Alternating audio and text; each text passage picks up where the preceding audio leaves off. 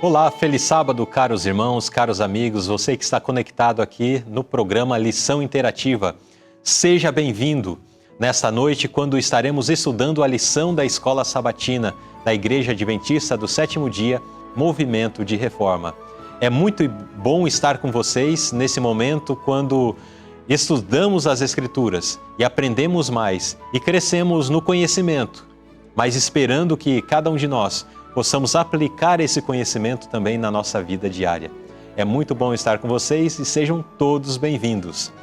Antes de nós darmos sequência ao nosso programa, quero lembrar vocês sobre a programação aqui da TV Conectados com Deus e lembrar que o programa Lição Interativa é apenas um dos diversos programas que a TV Conectados traz para você. Na grade de programações da TV Conectados nós temos cultos sendo apresentados no canal TV Conectados com Deus aos domingo à noite, no caso às 19h30, quarta-feira à noite às 19h30. Também temos o programa do sábado de manhã, Escola Sabatina e Culto Divino, a partir das 9 horas da manhã. Mas também temos alguns outros programas. Um programa voltado para o público feminino, segunda-feira às 19h30 no canal Só para as Mulheres. Também um programa de estudo da Bíblia, que acontece no canal Abrindo a Bíblia, às 19h30, todas as terças-feiras. E também temos vídeos de saúde no canal Saúde Total. Toda semana nós temos um vídeo novo sendo liberado às quintas-feiras. E também temos o canal infantil, Cantinho da Criança, que traz sempre uma história, enfim, um conteúdo voltado para as crianças. Então, não fique somente no Lição Interativa, aproveite para desfrutar de todos esses conteúdos que são produzidos aqui na TV Conectados com Deus. E não somente na TV Conectados com Deus, lembre-se que nós temos também a Rádio Conectados com Deus, que você pode acessar aí através da página radioconectadoscomdeus.org e acompanhar uma programação que acontece 24 horas por dia, 7 dias por semana, com muitos louvores, com mensagens, com orientações, com dicas sobre diversos temas. Então, aproveite, usufrua aí dos conteúdos produzidos aqui pelo Ministério Conectados com Deus. Nesse instante nós vamos apreciar, um louvor que será apresentado.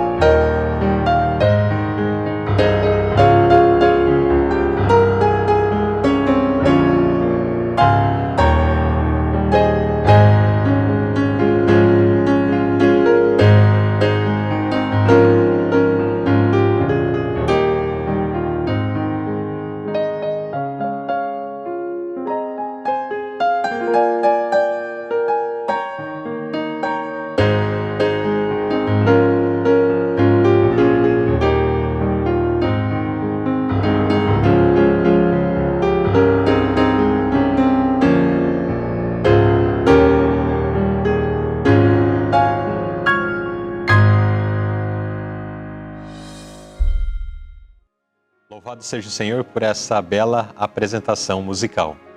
Nesse instante quero apresentar meu convidado, aquele que estará interagindo comigo esta noite, compartilhando do conhecimento da lição que vamos estudar hoje. É o nosso querido irmão missionário Emílio Devay. Seja bem-vindo, irmão Emílio. Olá, muito obrigado. É uma grande oportunidade estar aqui com vocês. Foi muito bom poder estar aqui para compartilhar a lição, né?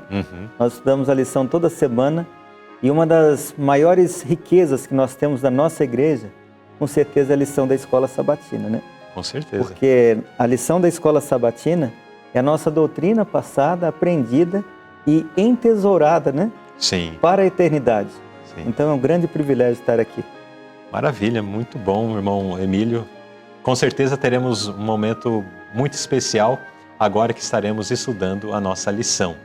Nesse instante, quero convidar a todos vocês para juntos nos unirmos em oração, pedindo a bênção de Deus para o estudo que faremos essa noite. Vamos orar. Bondoso Pai que estás nos céus, nós te louvamos pelas ricas bênçãos a nós proporcionadas. Queremos lhe pedir nesse instante que venhas perdoar nossos pecados e faltas e venha ser conosco, nos concedendo a sua bênção para que possamos compreender os ensinamentos aqui apresentados e que também possamos viver cada um desses ensinamentos, para que não venhamos a crescer somente intelectualmente no que diz respeito às questões espirituais, teológicas, mas que venhamos a viver de fato aquilo que aprendemos da palavra de Deus.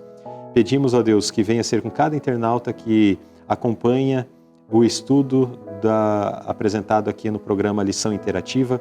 Venha abençoar a todos os nossos irmãos que semanalmente estão aqui conosco e que são de diversos lugares do Brasil e mesmo de fora do Brasil, mas que dedicam esse tempo para aprender mais da Tua Palavra.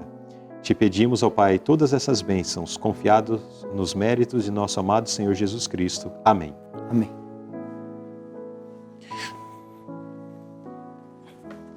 Muito bem, este trimestre nós estamos estudando, já demos início, né, e já estamos estudando esta lição que vem falando sobre o Evangelho segundo Paulo, apresentando ou sendo apresentado na carta que ele escreveu aos irmãos da igreja primitiva lá de Roma, a carta aos Romanos. E é uma carta muito especial que Paulo escreveu durante a sua vida, durante o seu ministério, e o seu conteúdo trouxe lições aos irmãos lá de Roma, mas só que também tem trazido lições, ensinamentos que transcendem os séculos e marcaram diferença, e que marcou diferença aí, por exemplo, durante o período da Reforma Protestante, inclusive já relacionado a temas que estamos estudando aqui, sobre a questão da fé, a justificação pela fé. E essas lições chegam aos nossos dias e somos alimentados por esse conteúdo que o apóstolo Paulo escreveu há tanto tempo atrás, mas sob a inspiração do Espírito Santo. É um conteúdo maravilhoso que também vai nos alimentar e, se colocarmos em prática na nossa vida diária, transformará a nossa vida também. Muito bem, irmão Emílio, vamos então vamos estudar o tema justificação, justiça imputada. Aqui tem uma palavra que eu acho que faz sentido nós entendermos ela antes de nós passarmos propriamente para a lição. O que vem a ser imputada? Eu vou dar um exemplo para a gente entender melhor, né? Quando eu morava em Mogi das Cruzes, aconteceu um fato muito triste com um ciclista. Um carro atropelou e arrancou o seu braço. E aí o motorista levou o braço no vidro do carro por alguns quilômetros, depois jogou no rio para se livrar do fragante. Mas o que aconteceu depois? Essa pessoa, que não tinha mais o braço, recebeu uma prótese mecânica. Então, aquela prótese mecânica, ela foi imputada nele. Era algo que ele não tinha, que agora pertencia a ele. Isso é o sentido da palavra imputar. Dar a alguém o que ele não tem, né? É isso aí. Interessante isso daí. Pode ser também tido como atribuído, concedido, né? Dar aquilo que ele não tem para, no caso, solucionar um problema ali causado por um acidente, sim, né? Exatamente. Muito bem. Então, sobre isso estaremos considerando a justiça que Deus concede, atribui, dá, apesar de não merecermos. E não termos em nós mesmos. Exatamente, não termos a apresentar, enfim. Vamos ver isso no decorrer da lição. O verso para memorizar está em Romanos capítulo 4, verso 3, diz-nos o seguinte: Pois, que diz a Escritura? Creu Abraão em Deus e isso lhe foi imputado, ou atribuído, concedido, como justiça. E o pensamento da inspiração ainda nos diz: a justiça pela qual somos justificados é imputada. A justiça pela qual somos santificados é comunicada. A primeira é nosso título para o céu, a segunda, nossa adequação a ele. Então, a justiça pela qual nós somos perdoados, ela nos é concedida. Não existe nada em nós que nos dê o direito a... Fugiu o termo. A garantia, né? Ou o mérito. Que nos dê o mérito de sermos perdoados. Não existe mérito nenhum em nós. Não existe nada de bom que possamos apresentar para falar: Deus, sou bom, por isso mereço o perdão. Exatamente. Então isso nos é concedido apesar de não merecermos, não termos esse mérito. Agora existe uma outra justiça que foi mencionada aqui, que é a justiça comunicada. Que essa é a que desenvolve o processo da santificação em nós, que nos prepara para vivermos a eternidade. Daí a graça de Cristo em nós, o poder do Espírito Santo operando em nós, transformando nossa vida, purificando o nosso ser, para vivermos de acordo com Deus, com a vontade de Deus. Vamos passar para os tópicos onde nós estaremos então nos aprofundando em todos esses temas, em todos esses pontos aqui apresentados. Abraão foi justificado pela fé. Irmão Emílio, como Abraão foi justificado diante de Deus e o que está escrito sobre a fé que ele tinha? Então, Abraão, ele foi justificado diante de Deus por sua obediência, né? Então ele creu, ele aceitou. Imagine que foi dado a ele uma ordem. Olha, você sai da tua casa, da tua parentela e vai para um lugar que eu te mostrarei. Não foi dado endereço. Não foi dado para ele, olha, você vai pôr no seu GPS e tal direção, não. Você vai onde eu vou te mostrar. E dessa forma, Abraão, ele creu. Isso foi imputado por justiça, porque ele apenas foi pela fé. Ele andou por fé e não por vista, né? E uma vez que isso aconteceu, ele recebe essa justiça e agora no seu decorrer do caminho, até chegar na terra que ele passou por ela, mas não se assenhoreou dela, né? Ele foi recebendo a justiça comunicada, que foi o seu aperfeiçoamento. Exato. Então podemos dizer que Abraão ele foi justificado diante de Deus por crer, né? Ele creu, ele acreditou, ele manifestou fé. Agora, na segunda parte que fala sobre o que está escrito sobre a fé que ele tinha, essa parte de que ele... Porque ele estava lá em Ur dos Caldeus. Deus fala, olha, tem uma missão para você, saia daqui. Mas ele poderia ter ficado. Eu acredito nesse projeto que Deus tem para a minha vida, eu acredito nesse Deus, mas não vou sair de Ur, não. Exatamente, né? Interessante, no livro Vida e Tempos do Antigo Testamento, fala que a cidade de Ur dos Caldeus era um grande centro, que tinha até água quente nas torneiras. Nossa. Era um lugar cômodo para ficar, né? Sim. Um lugar muito fácil de ficar e de habitar. Mas ele saiu desse conforto, né? Onde ele tinha sua casa, tinha toda a sua possibilidade ali, e foi para um lugar que Deus havia prometido. Ou seja, a fé de Abraão se demonstrou em obediência ao chamado que Deus lhe fez. Sim.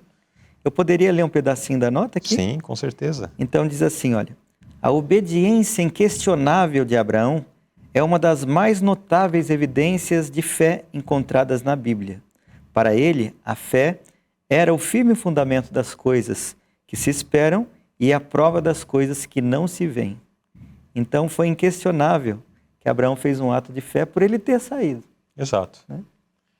Então, a palavra de Deus, a lição mesmo vai confirmar isso na sua sequência, mas vale a pena nós reforçarmos que a verdadeira fé, ela se manifesta através das obras, né? Claro. Da obediência. E qualquer coisa diferente disso, uma fé que não se revela dessa forma, é morta. E mais à frente na lição até fala que Sim. usam outro termo para ela. Mas vamos deixar isso para a última pergunta da lição. Exatamente. Pergunta B. Descreva a mais severa prova de fé que Abraão teve que enfrentar. Interessante, lendo a nota da pergunta, diz que essa não foi a prova mais fácil, mais difícil de Abraão, mas de todo ser humano. Porque nem a prova de Adão foi tão difícil como a prova de Abraão, a prova de levar o seu filho a ser sacrificado. E interessante que por causa disso Abraão recebe um título, que é o título de pai da fé e amigo de Deus, né?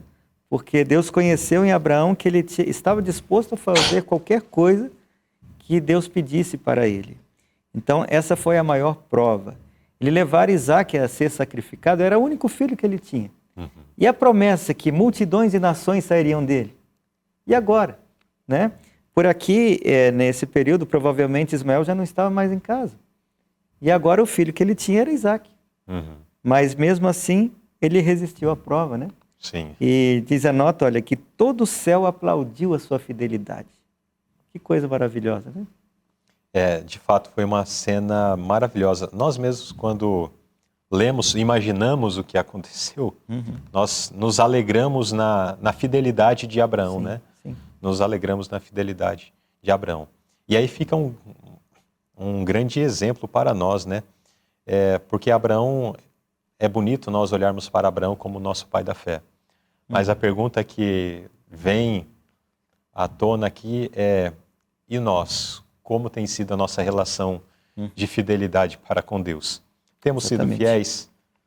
Temos manifestado também fé, confiança na palavra de Deus, sendo manifestada através da obediência à semelhança de Abraão? Então, fica esse ponto para nós refletirmos e buscarmos viver, né? Que Abraão foi justificado pela fé, que nós possamos também. Vamos ao segundo tópico da nossa lição. Davi foi justificado. Davi foi justificado pela fé. Após os crimes cometidos contra Betseba e Urias, como Davi orou ao Senhor? Então, interessante, né? Que Davi em nenhum momento ele ocultou o seu pecado. A oração que Davi fez, que ele fez nesses 2 salmos aqui, ele demonstra o seu sincero arrependimento, onde ele se coloca como pecador e não como alguém que diga, olha, eu fiz por causa disso ou por causa daquilo. Mas ele se coloca como aquela pessoa que realmente precisa de Deus para resolver o seu problema. E isso aqui é um grande exemplo que nós temos, né? Que quando nós pecamos, nós devemos ir a Deus realmente entendendo que somos pecadores e que a única solução que temos é no Senhor, né? Então isso, para mim, é muito edificante ver aqui a atitude de Davi, né? E aí no Salmo 32, a primeira partezinha ele fala, olha, bem-aventurado aquele cuja transgressão é perdoado. Então ele entende que se existe alguma coisa para a pessoa ser feliz, ser bem-aventurada, ter recebido uma bênção, é ter recebido o perdão de Deus. Né? Sobre o primeiro ponto que o irmão abordou, que Davi ele não apresentou desculpas, né? Ele poderia ter dito, não, mas os meus generais não quiseram que eu fosse para a guerra, então proporcionaram que eu estivesse em casa, mas Betseba estava se banhando num lugar inadequado, e por isso eu acabei me atraindo e fiz o que fiz. Betseba não resistiu, né? Ele poderia ter apresentado argumentos, né? Sim. Que poderiam ser desculpas, mas ele não apresentou, porque o pecado, não existe desculpa para o pecado. Temos completa responsabilidade sobre ele quando nós cometemos. Então é uma ação pensada, somos plenamente responsáveis e podemos querer lançar desculpas sobre as circunstâncias, fatores externos, mas não. Somos plenamente responsáveis pelo pecado que cometemos. Isso nos leva ou nos convida a uma atitude semelhante à de Davi, conforme também mencionada pelo irmão Emílio. Hoje, mais cedo, eu conversava com uma pessoa sobre o pecado, né? O pecado, Deus jamais mandou que ele existisse. Diz o livro Patriarcas e Profetas, né, no começo, e no Desejado parece que o texto se repete também, no comecinho ali, fala que Deus jamais mandou que o pecado existisse, que ele é uma quebra da ordem divina, né? Que ele é uma falha, não divina, mas das criaturas feitas por Deus. Então, isso assim, chama muita atenção. Deus jamais mandou que surgisse o pecado. As pessoas, assim, pela ausência da bondade de Deus, em algum momento, caem em tentação e podem cair em pecado. Mas a atitude deve ser essa de Davi, né? Quando, uma vez que aconteça, é entender que a única possibilidade que temos de perdão é estar descoberto diante de Deus para que Ele possa nos cobrir. Exatamente. E quando então reconhecemos e percebemos o nosso pecado e nos curvamos ante Deus, não vamos apresentar nada, né? Não vai ter nada para ser apresentado como desculpa. É verdade. É um problema meu, é um problema da raça humana. Então, Senhor, me perdoe. Como a oração dele é magnífica, né? Senhor, tenha misericórdia, tenha piedade de mim. Ele usa termos nesse sentido, né? Apaga as minhas transgressões, lava completamente da minha iniquidade, purifica-me do meu pecado. Então, não somente ele confessa, mas ele pede para que Deus remova do seu coração esse desejo, essa ânsia pelo pecado. A pergunta B diz-nos o seguinte: quando o profeta Natan apresentou a enormidade do pecado que Davi tinha cometido, como o rei reagiu? Lembrando que Davi ele não confessou de imediato, né? Ele escondeu dentro do seu coração esse pecado que havia cometido, até que Deus precisou mandar o profeta para falar com ele. E o profeta foi com todo jeitinho, contou uma história para ver se Davi se tocava, né? E interessante que enquanto o profeta não falou, olha, foi você que cometeu isso, ele não confessou, né? Sim. Foi uma confissão assim meio que tirada à força, né? Mas quando ele entendeu que falava dele, que realmente o pecado dele estava já assim, né? Ele precisava realmente de perdão. E ele entendeu que ele era pecador, ele não se ocultou, né? Ele poderia ter matado o profeta e acabava o problema, ninguém ia ficar sabendo. Mas né? ele foi... Mas ele era maior do que isso, né? Sim. Maior do que o desejo de um monarca que fazia tudo o que queria. Ele sabia que tinha alguém acima dele, que o olhava, que observava, e a esse ele deveria prestar conta, né? Exato. Ele declara, né? Pequei contra o Senhor. É. E agora, que resposta o Senhor deu para o profeta? Exatamente, né? Aliás, para o profeta não, pelo profeta, né? Deu a Davi. A resposta foi dada, né? Que Deus traspassou o seu pecado e não morrerás. Então Deus perdoou. Isso é maravilhoso, né? A gente vê que foi dado perdão ao seu pecado porque ele havia realmente confessado. Claro, todo pecado tem suas consequências, ele teve também suas consequências, mas o perdão é superior a qualquer consequência. Né? Suplanta, né? Em algumas versões bíblicas, aqui essa expressão, também o Senhor traspassou o teu pecado, talvez para alguém possa ter ficado assim meio... Mas nas versões atualizadas, já traz a expressão que o Senhor perdoou o seu pecado. Então já uma palavra um pouco mais clara, né? Naquele momento, pela palavra do profeta, já veio de imediato dizendo, o Senhor perdoou o seu pecado. Por conta da confissão que aconteceu, né? Sim.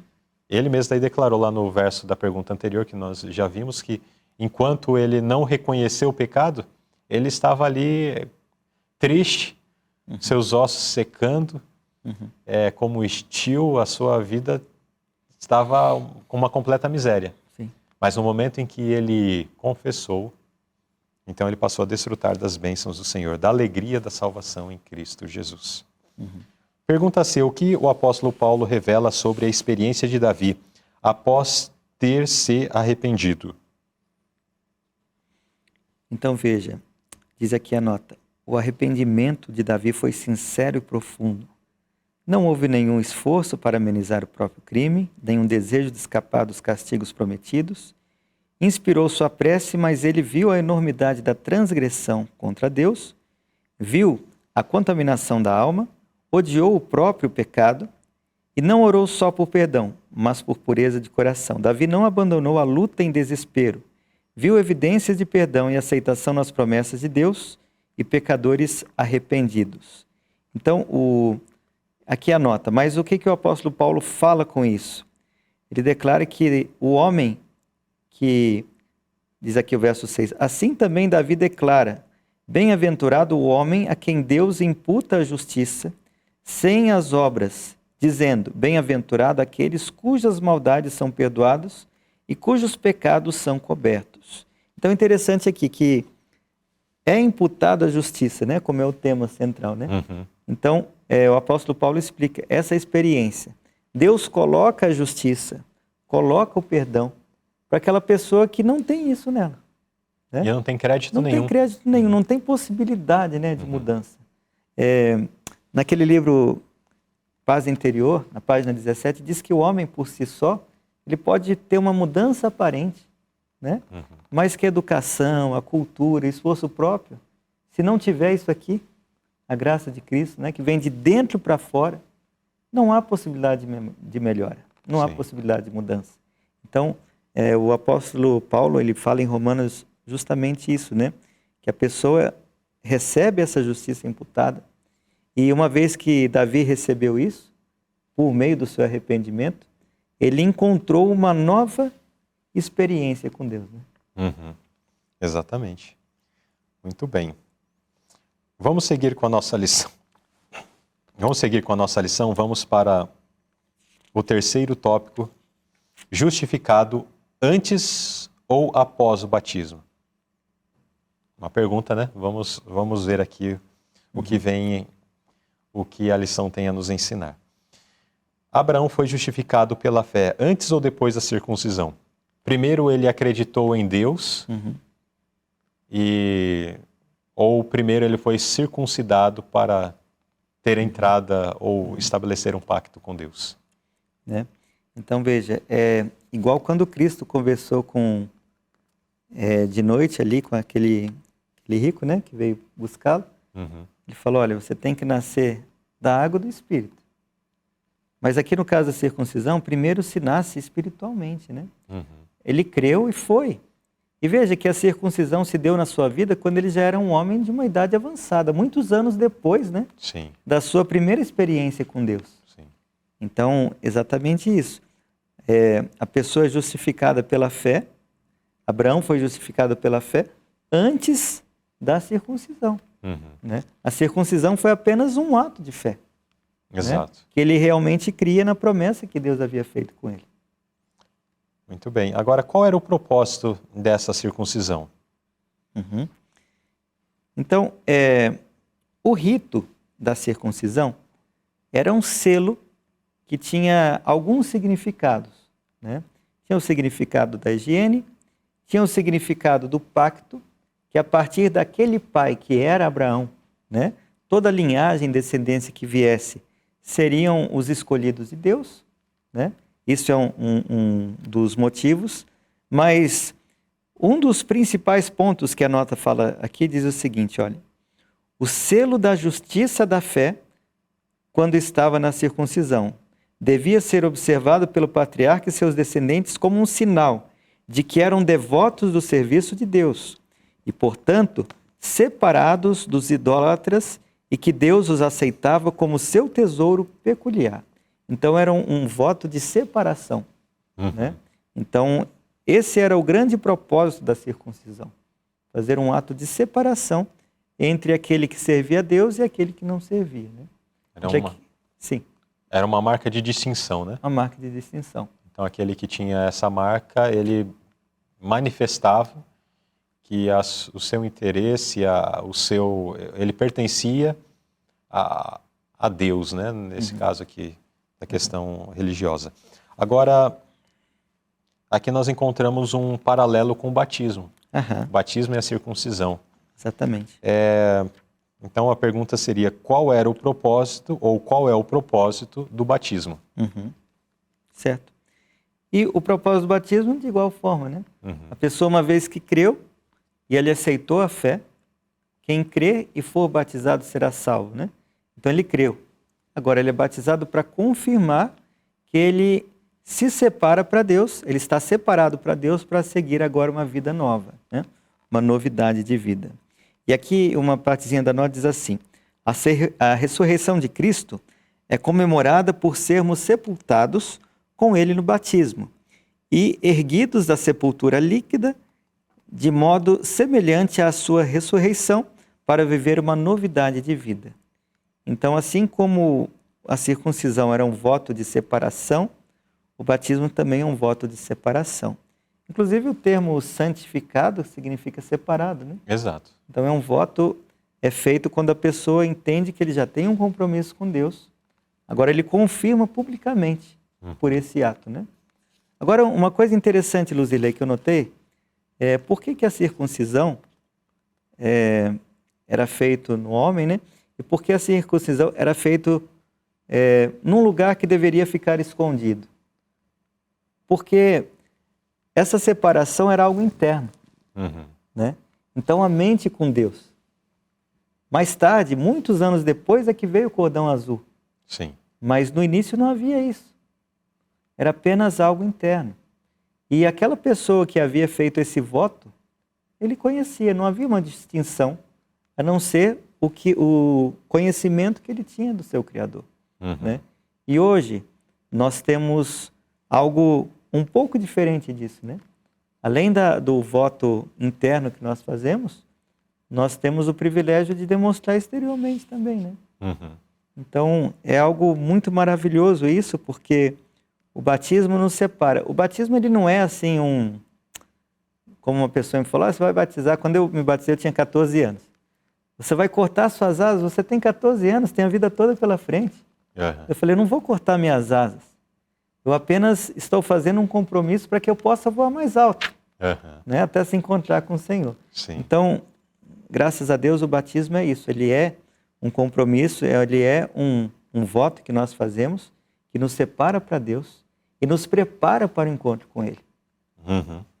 Exatamente. Então, não existe, de certa forma, mérito nesses ritos. Não. Nem na circuncisão, nem no batismo. No entanto, eles são essa representação da ligação que aquele que participa do rito, agora ele está fazendo ou estabelecendo compromisso, ou está testemunhando de um compromisso que ele está fazendo ou já fez com Deus, né? Sim. No caso do batismo. Esse Exatamente. testemunho público da sua ligação com o reino celestial. Sim. No terceiro parágrafo da nota fala, né, que o batismo foi feito como sinal de entrada para o reino celestial, né? Exatamente. Muito bem. Então está aí esse ponto importante. Inclusive aqui caberia uma pergunta, né?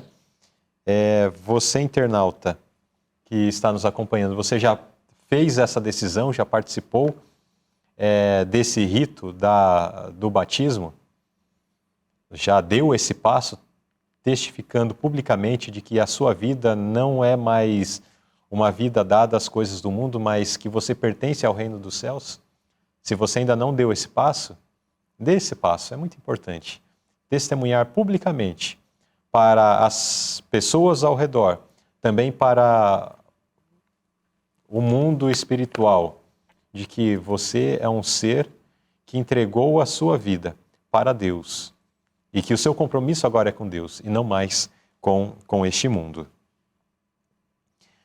Pois bem, vamos seguir com a nossa lição, vamos ao quarto tópico da mesma. Promessas cumpridas pela fé. Irmão Emílio, com base em que Deus cumpriu as promessas feitas a Abraão? É muito interessante notar isso. Vamos começar lá pelo nome Abrão, né? Que significa pai de uma grande nação. E aí, quando foi dado para ele a promessa, que o seu nome foi mudado para Abraão, que significa pai de uma multidão de nações, né? Então, note o seguinte, qual era a base de Deus cumprir a promessa? A obediência. Essa é a base principal, né? Todos os descendentes de Abraão, eles têm essa característica. E aí é interessante notar uma coisa, que aqueles pela fé se tornaram descendentes de Abraão, né? Uhum. E aí eu gosto de, quando a gente lê ali no capítulo 19 de Lucas, a história de Zaqueu, né? Uhum. Quando Jesus diz que vai para a casa de Zaqueu, fala, olha, esse também é filho de Abraão. Uhum. Mesmo ele sendo publicano, tendo negado a fé judaica, né? Paulo fala que uma pessoa que se desvincula da fé deve ser considerado gentil publicano, alguém que não faz parte, né? Sim. Ele não fazendo mais parte, sendo um publicano, ele podia ser readmitido como filho de Abraão pela fé, né, em Cristo. Então isso nós notamos aqui, certo? Todos os descendentes de Abraão são herdeiros conforme a promessa. E essa promessa que é dada aqui, lá na notinha de Gálatas, né? É uma promessa daqueles que creem em Jesus como Salvador e se tornam filhos de Abraão. Uhum. E da mesma forma nós nos tornamos filhos de Abraão também pela fé. Pela fé. Pela fé que nós manifestamos no mesmo Deus de Abraão. Sim, sim. Exatamente. Essa fé viva, né, que obedece, que anda pela fé, né? Exatamente, que Que se nos manifesta, leva, exatamente. que se manifesta em ação, né? E não uma fé que é só da boca. Vamos chegar nesse ponto, tem uma pergunta específica para isso. O que mais está escrito sobre a fé que Abraão tinha? Então, essa parte, esse texto aqui de Romanos, ele é muito interessante porque ele é bem claro, né, Zilei?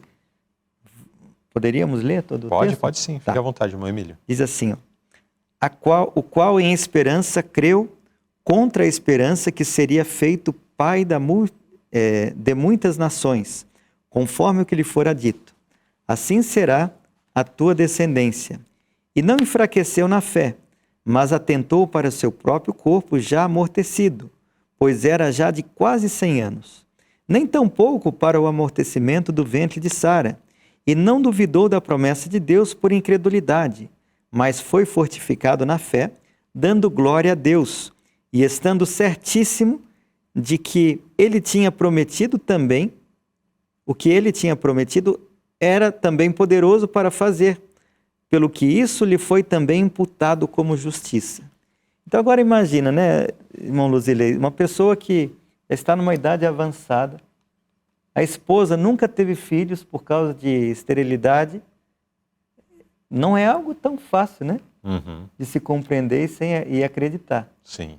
Mas aqui foi uma das coisas que a fé de Abraão é demonstrada, né? Que a Deus as coisas impossíveis não existem, né? Então, mesmo na sua idade avançada, mesmo Sara já passando do período fértil de uma mulher, Deus ainda concedeu para ele esse privilégio. E isso é muito grandioso, né?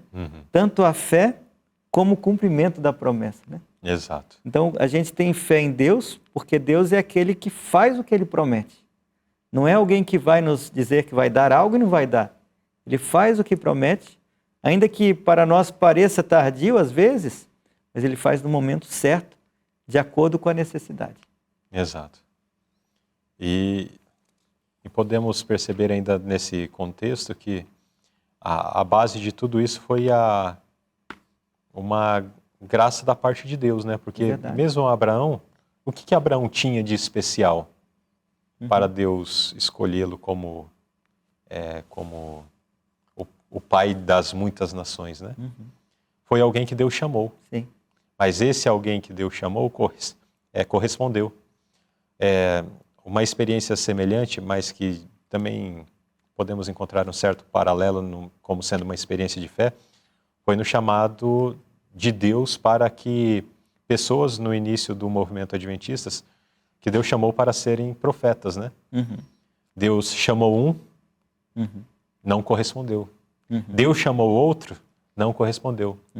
Finalmente Deus chama a irmã White e ela corresponde. E de repente Deus também está apresentando um chamado para você. Assim como ele apresentou as suas promessas ali a Abraão. Abraão correspondeu, ele acreditou. Ele foi, se deslocou, peregrinou, sofreu, Depois que recebeu a promessa, como já vimos lá atrás na Sim. lição, Deus faz mais uma prova de fé com Abraão. Abraão, aqui, na experiência de Isaac, né, do sacrifício de Isaac, Abraão daí manifesta a plenitude da fé que ele possuía, através do obedecer a Deus, a ponto de estar disposto a, se necessário, ali sacrificar seu filho. Exatamente. Como temos correspondido, né, à ordem, às promessas de Deus para as nossas vidas? Temos, de fato, correspondido ativamente, obedecendo? Vamos meditar sobre isso, mas não só meditar, vamos viver assim pela fé. Precisamos exercitar a nossa fé. É pelo exercício que ela se fortalece, que ela fica mais forte a cada dia. Qual é a lição final que aprendemos desses fatos? Irmão Emílio, pergunta C desse quarto tópico. Qual a lição final que nós podemos aprender disso tudo? Essa lição que nós aprendemos final diz assim, olha, Deus não rejeita ninguém, né? Ele está pronto e preparado para justificar cada pecador que se achega a Ele. Basta a pessoa crer. Sim. Né? Então, em resumo é isso. Na nota tem algumas coisas, o texto também. Sim. Mas em resumo é isso. A lição final é essa, que Deus está disposto a auxiliar a pessoa que se entrega pela fé às suas mãos. Né? Seja Davi em seu pecado, seja Abraão na sua curiosidade de ir até Deus queria, onde Deus queria, né? Mas aquele que se entrega pela fé a Deus, Deus pode fazer obras maravilhosas por eles, né? Tem uma partezinha da nota assim que eu não posso deixar de ler, que é muito interessante. Diz assim, olha: não vim chamar justos, mas pecadores ao arrependimento. Sou um pecador. E ele morreu na cruz do Calvário para me salvar. Não preciso ficar nem mais um minuto sem estar salvo. Ele morreu e ressuscitou para minha justificação e irá me salvar agora. Aceito o perdão que ele prometeu. Então essa deve ser a oração, né, da pessoa que está angustiado e encontra o Salvador. Eu me lembro da história de Guilherme Miller, que ele tinha o costume de ir na igreja do seu tio, que era pastor batista, e quando o seu tio não estava, quem fazia o culto era o diácono, que era outra pessoa que sabia ler na igreja. Mas ele lia mal. E depois Guilherme Miller ficava imitando, né? Fazendo assim, gracejo com a maneira que o diácono pregava. E a tia, então, irmã da sua mãe, fez um desafio. Falou, olha, você foi batizado nessa igreja, ainda que você disse que hoje não crê em Deus, do próximo culto que o pastor não estiver, pegue o livro de sermões, que já estava preparado, e vá ler um sermão. E Guilherme Miller foi, talvez por arrogância, né? E no momento que ele estava lá lendo, ele disse, eu encontrei o Salvador que eu precisava. E aí sua vida deu uma volta, né? Aquela pessoa que antes havia conhecido a Deus, havia saído, ele encontrou com Deus novamente. E ele foi o pai do Adventismo depois disso. Sim. Então, isso é muito interessante. Nós precisamos lembrar disso. Quando encontrarmos o Salvador, devemos pedir que Ele nos ajude. E essa é a grande lição, né? Deus está disposto a salvar todos que se achegam a Ele pela fé. E amém, né? Porque, de fato, é uma mensagem de esperança.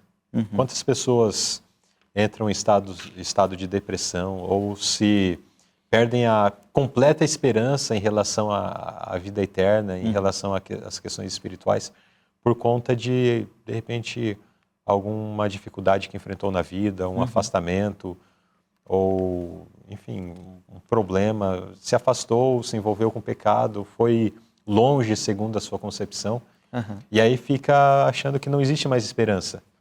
Mas isso é Satanás que tenta incutir na mente, né? Exatamente. Você foi longe. O que você fez não tem mais volta. Você é um problema e tenta convencer a pessoa de que Deus não a pode perdoar, de que Cristo não a pode perdoar. Mas a mensagem de fato aqui é de esperança a todos os pecadores. Vamos ao quinto tópico da nossa lição. A fé é essencial para a justificação. Pergunta A.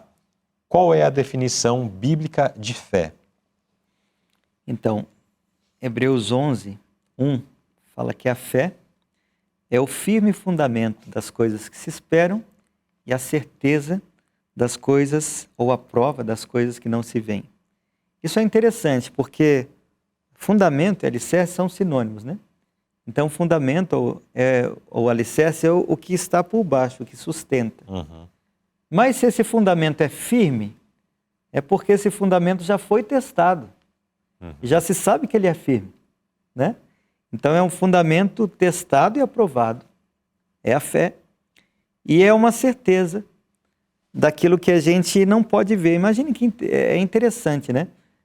Quando eu era criança, eu me lembro na 4ª série, eu tinha uma professora e ela nos ensinando verbos e também estava falando sobre os substantivos. Ela falou: fé é um substantivo concreto que existe, mas ele é abstrato, porque a gente não pode tocar. Uhum. Igual o vento. Aí ela deu essa explicação, igual o vento. Que você sabe que ele existe por causa dos seus efeitos, e não porque você pode vê-lo. Exatamente, né? Então a fé, a gente sabe que nós entendemos que existe a fé pelos seus efeitos. Então essa definição é um fundamento testado, né, digamos assim, e aprovado, e que nos dá certeza do que não podemos ver, mas podemos sentir os seus efeitos, né? E aí tem uma partezinha na nota que diz assim, olha: a fé é a condição sob a qual Deus achou por bem prometer perdão aos pecadores. Não que haja qualquer virtude na fé que faça alguém merecer a salvação, mas porque a fé pode se apoderar dos méritos de Cristo, o remédio é fornecido para o pecado. Veja que interessante. Então a fé é um meio, não é a salvação, mas é um meio que leva. Né? Que permite ao pecador se apropriar da salvação, né? Exatamente. Então é o caminho, é o conduto. E Exatamente. que está à disposição de todos, né? Sim. Apesar de que é um dom de Deus. Não é um fruto nosso, mas ele tem a sua origem divina. Mas precisamos pedir a Deus: ó Pai, aumenta a minha fé. Coloque esse dom no meu coração. E através do exercício diário da fé, da confiança e da obediência, então ela se fortalece. Muito bem, então aí nós temos como a Bíblia aborda a questão da fé, dessa certeza sobre coisas que nós não podemos ver. Assim como Abraão, né? A experiência de Abraão, só para frisar aqui mais uma vez. Deus disse a Abraão: saia da sua terra, do meio da sua parentela, e vai para um lugar que eu vou te mostrar. Abraão saiu. Ele não sabia para onde ia, não sabia o que o esperaria, mas ele foi, ele obedeceu. O que ele fez? Ele exercitou a sua fé. Última pergunta da nossa lição: qual é a grande diferença entre fé e presunção? Isso aqui é muito interessante, né? A presunção e a fé andam muito próximas, né? Com uma diferença. A fé, ela tem o poder de Deus, e a presunção tem o poder do homem. Né? E o homem, por si só, ele não consegue fazer nada. Então, essa é a grande diferença. Olha, quando falamos de fé, eu creio porque Deus pode me ajudar nisso. E aí nós lembramos da tentação de Jesus, né? Quando ele foi tentado em relação à presunção. Ele foi ao pináculo do templo, falou: agora salta daí. É só pedir que a fé vai fazer com que os anjos venham e cuidem de você. Né? Mas o que aconteceu? Jesus não fez isso, porque ele sabia que isso era presunção. Então nós devemos pensar muito bem nisso, né? A suposta fé em Cristo, diz a nota, que procura libertar as pessoas da obrigação de obedecer a Deus, não é fé, mas presunção. Então esse é um outro tipo de presunção, né? Olha, hoje eu estou na graça. Já viram pessoas falar isso, né? Não, eu vivo na graça, a lei já foi, acabou. Sendo que na realidade isso é presunção, né? Porque em tudo existem leis. Para que o nosso planeta esteja flutuando no universo é uma lei, né? Para que a gente possa acordar de manhã cedo, ter o sol, é uma lei, né? Tudo existe uma lei. Então aqui nós notamos isso. A diferença entre fé e presunção é que a fé, ela vem de Deus. A fé nos leva à obediência, enquanto que a presunção não vem de Deus. E a fé e a presunção nos leva ao afastamento dos pedidos ou das normas de Deus para o ser humano. Exato. E diante dessa explicação apresentada pelo irmão Emílio, agora vem aquela pergunta reflexiva, né?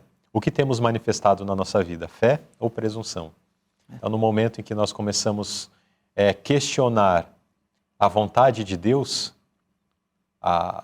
os ditames divinos, mas isso não é bem assim, isso é para outro tempo, não, aquilo dali não, isso daqui eu aceito, tudo bem, mas aquilo outro não.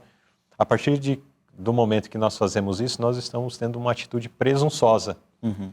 E tendo uma atitude presunçosa, nós estamos afastados de Deus. Mas que essa não venha a ser a sua experiência, não venha a ser a minha experiência, que a nossa experiência seja uma experiência de fé. Sim. A semelhança de Abraão, que agiu com muita fé, o pai da fé. Quando caímos, que venhamos a ter a fé manifestada por Davi, que confiou no perdão, na misericórdia de Deus, que o limparia e de fato fez, Deus o perdoou, Deus o purificou, que possamos manifestar uma fé semelhante a essa desses nossos irmãos do passado. Irmão Emílio, mais algum complemento em relação à lição que nós acabamos de ver? Não temos nada a complementar. Agora, a parte mais difícil. Viver. Viver. Essa é a parte que precisamos, né? A lição no papel não vai mudar a nossa vida, né? Mas se nós entendermos e colocarmos em prática, aí sim a lição vai fazer um efeito na nossa vida. Uhum. Aí sim nós vamos tomar e fazer a lição, né? Uhum. A gente estuda a lição, mas a gente precisa viver a lição.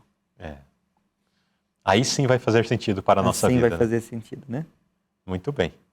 Nesse instante nós vamos agradecer a Deus por esse estudo e também vamos orar em favor dos diversos pedidos de oração que sempre têm chegado. Eu estou com a garganta um pouco ressecando, eu começo a falar e dá aquela... Ficou afônito, por aí. Fônico. Então, nós estaremos nos colocando de joelho, agradecendo a Deus pela lição que estudamos e também pelos diversos pedidos de oração que diariamente chega aqui para a TV Conectados com Deus. E não somente durante as transmissões, os pedidos que chegam no chat. Ao olhar o chat, você pode perceber aí, temos dezenas, talvez centenas de pedidos de oração. Mas diariamente nós recebemos via WhatsApp, recebemos também comentários dos diversos vídeos que nós temos postados aí nos canais da TV Conectados com Deus. Então, nesse instante, nós vamos nos apresentar diante do Senhor e vamos orar também em favor desses pedidos. Irmão Emílio.